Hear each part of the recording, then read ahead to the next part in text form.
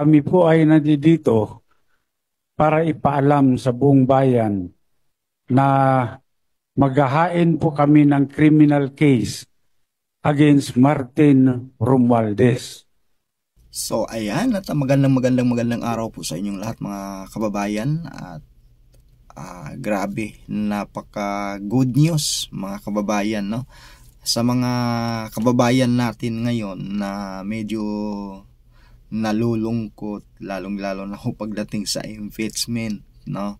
At sa mga budget ho nagaganap issue po, no? Sa budget natin 2025 ngayon ho mga kababayan. So ito na ho yung good news ho mga kababayan at maririnig natin. Okay? So si Tamba ho mga kababayan at may nag-file na po ng criminal case, no? Actually by Monday pa po ito ipapile itong criminal case at kakasuhan na po mga kababayan sa mga nagaganap ngayon issue po, lalong-lalo na pagdating sa BICAM po mga kababayan. So di na natin patagalin at kung hindi ka pa nakapag-subscribe sa ating YouTube channel Tropang Tausog mga kababayan, at huwag mo nang kalimutan pakikalabit na ng notification bell. Ayan. So ito na po at panoorin, pakinggan natin po yung mga nag-file case again Tamba. Sa kadahilanan po na siya po ay may ginawang krimen dito sa budget ng 2025.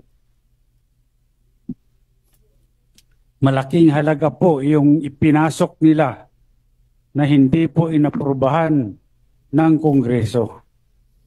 Hindi po ito ang napagkasunduan sa Bicameral Committee. At nagulat na lang kami lahat nung makita namin kung bakit yung pong in-email sa amin na BICAM report, may mga blanco po rito. Ngunit, nung pinirmahan ng presidente, kumpleto na.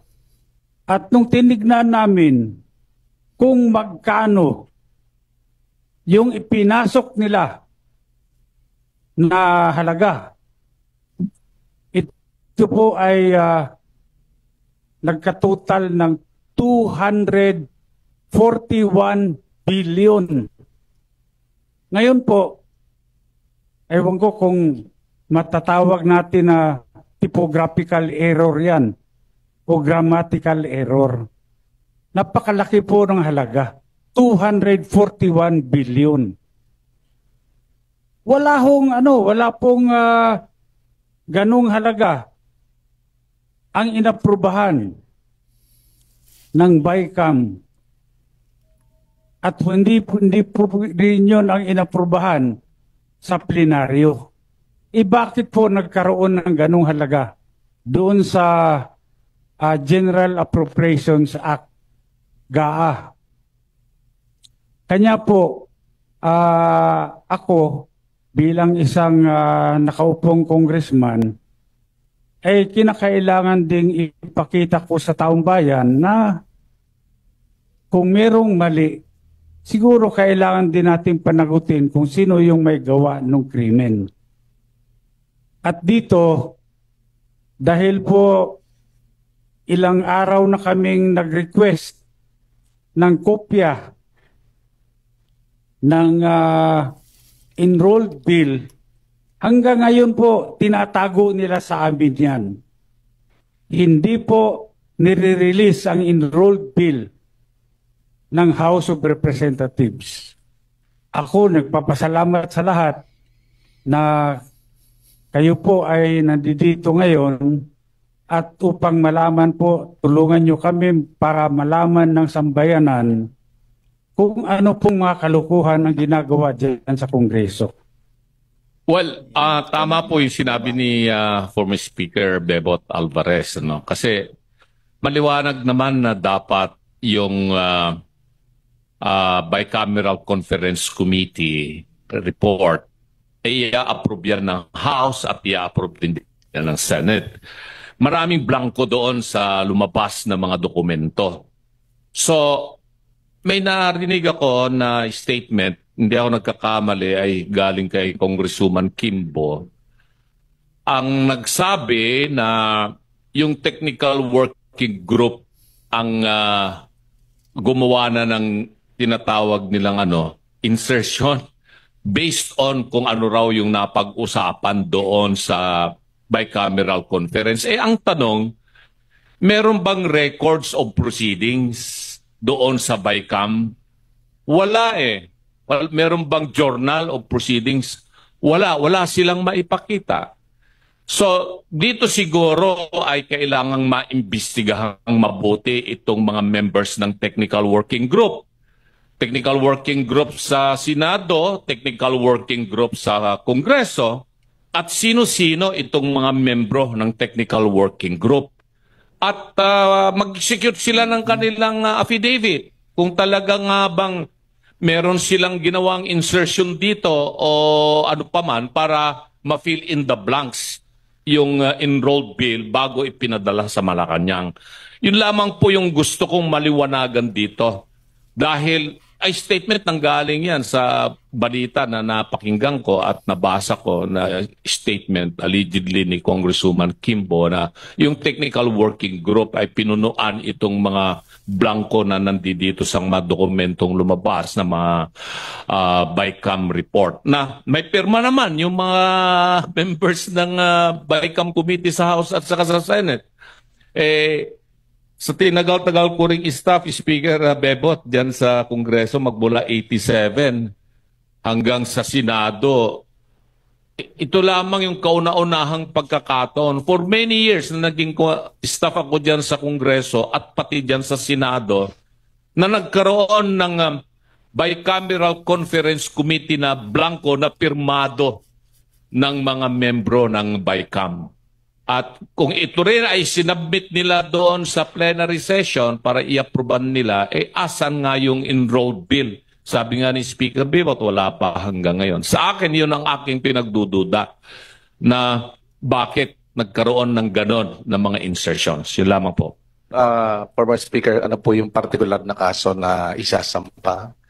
At sino-sino pa ho ang sasampahan ng kaso bukod kay Speaker Martin Romualdez at kailan po ito isasampa? Sa aking pagkaalam, pwede akong i-correct ng aming mga abogado rito kung meron akong makaligtaan na pangalan. Number one, siyempre si Martin Romualdez. Pangalawa, itong si Saldico. Pangatlo, itong si Majority Leader Manix Talipe ng Zamboanga.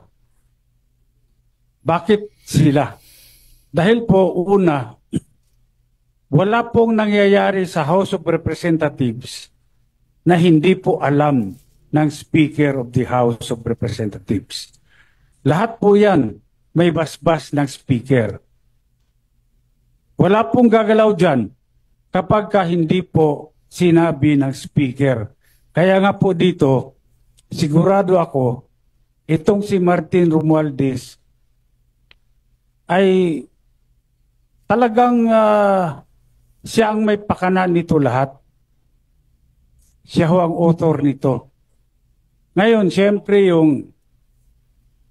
ako gusto ko rin magpasalamat kay Congresswoman Stella Kimbo. Dahil kung meron mang tunay na bayani dito, si Congresswoman Stella Kimbo.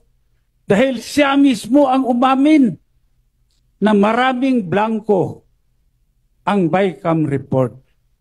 Ngayon, bakit nagkaroon ng 241 billion na additional budget doon sa sa GAA na pinirmahan ng Pangulo? Ngayon, yung mga media, pwede rin nyo rin mag-request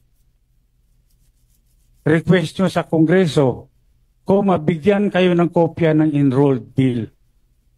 Bakit mahalaga ang enrolled bill?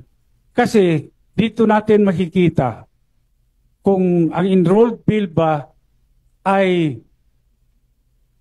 faithful reproduction kung ano yung inaprobahan ng Kongreso sa plenary. Dahil kung ito ay magkaiba, aba ay malaking problema yan. Hindi nila nilalabas yung enrolled bill. Ako may suspetsa. Anong problema? Ba't ayaw mo ilabas? Problema dyan, kung walang enrolled bill, yung liability magsishift, mapupunta sa Office of the President. Pinirmahan niya, walang enrolled bill. Sino naglagay ng blanco? Di sila. Kaya malaking problema. Siguro mabuti ilabas na nila yung enrolled bill para naman makumpare natin. Tama ba yan? O pareho ba yan? Nung inaprobahan ng BICAM, inaprobahan ng plenary. Maidagdag ko lang, sa laki ng problema nila, palagay ko that is the reason why sinulong nila kahit kapos na yung oras ng impeachment para matabunan ito. Para yun ang pag-usapan. Para yung oposisyon ang nasa defensive instead of us being on the offensive. Pero hindi po natin bibitawan ito kasi napakalaki talaga. 241 billion. Kaming mga ordinaryong tao, we cannot even begin to wrap our heads around that figure. 241. Kaya kami ni Mr. Magpantay sa Citizens Crime Watch, we joined hands with Speaker, with Attorney Raul Lambino, with Attorney Jimmy Bondoc para isulong po ito at sa Monday po ay ipafile po namin sa City Prosecutor's Office ng Quezon City itong criminal case na ito because this is falsification of legislative documents which is a crime. Krimen po ito. It is a crime not only under the revised penal code but in view of the amount involved. It is a crime against the Filipino people. So yun po mga kababayan at grabe, no? Dapat talaga at managot po yung dapat managot lalong-lalo na ho at nakikita naman ng taong bayan, naririnig ng taong bayan. Ganito na po kalaki ng mga budget po na pinag-uusapan na halos hindi natin alam, no? Kung ano yung nangyayari dito. So hanggang dito na po ang ating video. Tropang Tausog po ang inyong abang lingkod. So maraming salamat po sa inyong lahat mga kababayan.